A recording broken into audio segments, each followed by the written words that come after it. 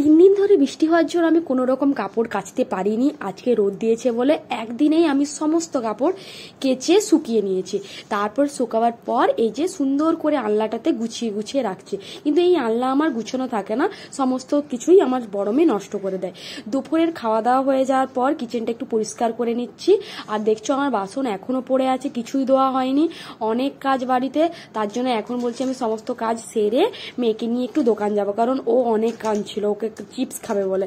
সমস্ত গুছানো হয়ে গেছে। এবার বড় মাকে আর ছোট মাকে নিয়ে একটুকু বাইরে যাব ঘুরু ঘুরু করতে। তার জন্য ওদেরকে একটু পাউডার টুক পরিয়ে দিচ্ছিলাম। এই দেখো দুজনকে একটু রেডি করে দিলাম। এবারে বড়টা বলছে আমি দোকান যাব, চিপস খাবো, তার জন্য ব্যাগ নিয়ে রেডি হয়ে গেছে। এই দেখো আমার মুরগিটা কেমন দাঁড়িয়ে আছে দেখছো, ও দাঁড়িয়ে রাগ করছে যে আমি ভিডিও করছি তো যাচ্ছি না বলে। আমার যে চ দেরি হয়ে যাচ্ছে, রাস্তায় বেরিয়েও পড়েছে। এই দেখো গলিতে পেরোলেই আমাদের দোকান, ওখানে পাশেই আছে।